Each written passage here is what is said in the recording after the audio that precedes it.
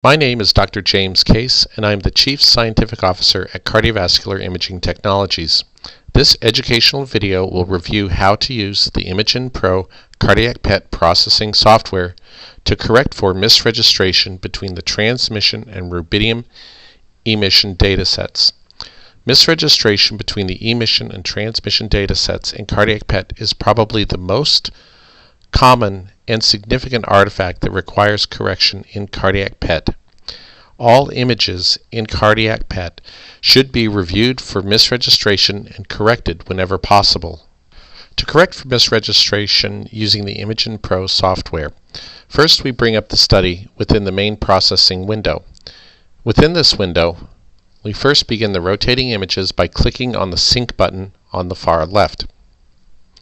We then set our limits of reconstruction at stress and then at rest. In the middle panel, we can see a coronal view of the emission data, which is in the cool color scale, overlaid on top of the transmission data, which is in gray. And in the far right panel, we can see the same overlay of the two data sets, the emission and transmission data, in a transaxial view. Misregistration artifacts occur when the inconsistencies between the emission and transmission datasets create incomplete or incorrect attenuation correction of the emission data. In order to illustrate this, I'm going to reduce the view and the blending of the transmission data so that we only see the emission data. And then we're going to use the slider to create fictional amounts of misregistration. By comparing the activity between the lateral and septal walls, we can see the impact of misregistration on the final image. Here we have misregistered the images by 3 pixels, or about 1 centimeter. By reconstructing this data, we can see the influence of this misregistration artifact we've just created.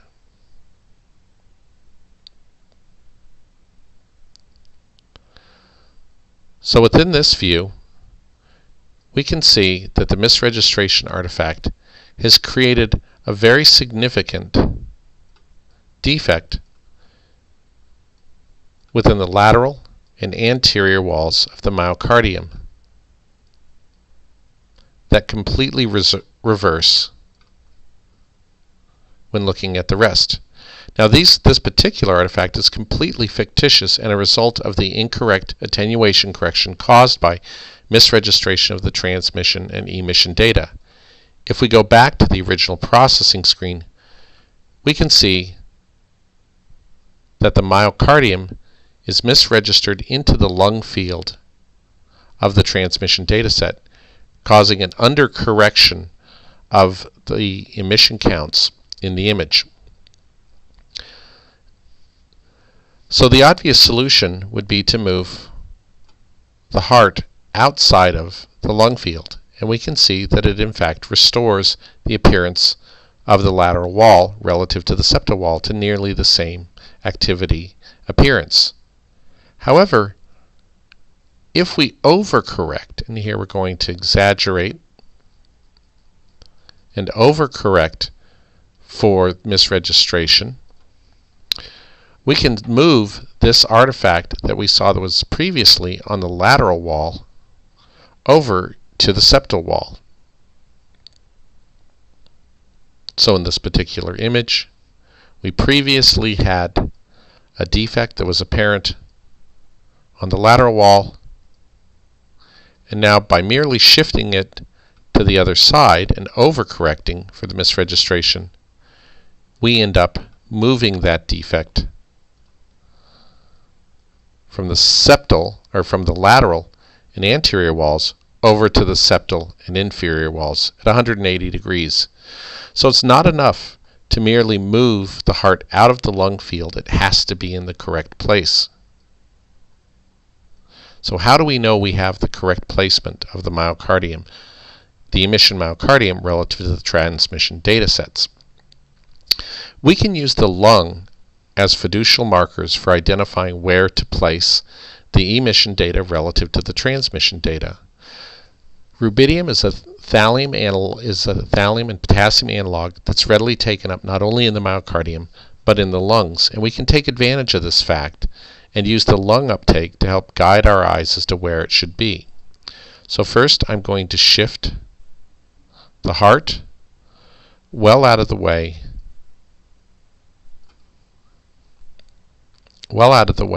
of the lung. And as we can see, not only do we have an activity along the lateral wall, we see an extension of the activity below the myocardium, extending backwards across the left lung, creating a tail underneath the myocardium. This tail needs to be eliminated in order to get a correct registration. So I'm going to slide that back into position. We can still see some of that tail. It's almost gone at this point.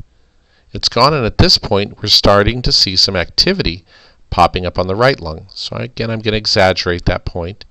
And we can see from here a large spear of activity pointing up from the right lung towards the heart.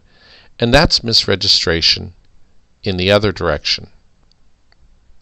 So what we want to do is we want to find the best point in which there's neither activity being overcorrected from the left lung or the right lung, and this generally will produce a good registration between the emission and transmission data sets.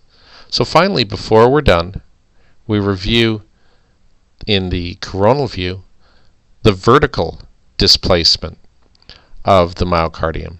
So you can see in this instance there's a little bit of downward shaping of the myocardium as a result of the transmission data. What we want to be able to see is a thin band of blue between the lung field and the emission myocardium. This indicates that there's enough offset for a good registration between the two. So again, we'll go fast forward in the resting study to show this. First we go ahead and we use our sliders to make sure we don't have too much of the right lung overcorrection or too much of the left lung overcorrection being visualized as a tail going underneath. Try to find a good balance point between the two. Then finally verify that there's a thin band of blue between the emission myocardium and the transmission lung. When we have that registration between the emission and transmission data sets using the lung activity and the faint band of blue between the heart and the lung field, we can achieve a good misregistration correction. When good misregistration correction is present, a normal patient study should have a very uniform appearance, beginning at the apex and extending all the way out to the base, both at rest and at stress.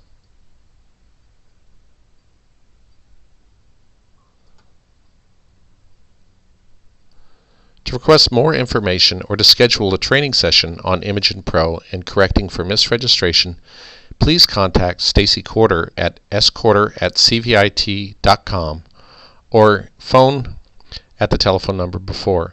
And to learn more about our other products and services, please visit our website at www.cvit.com.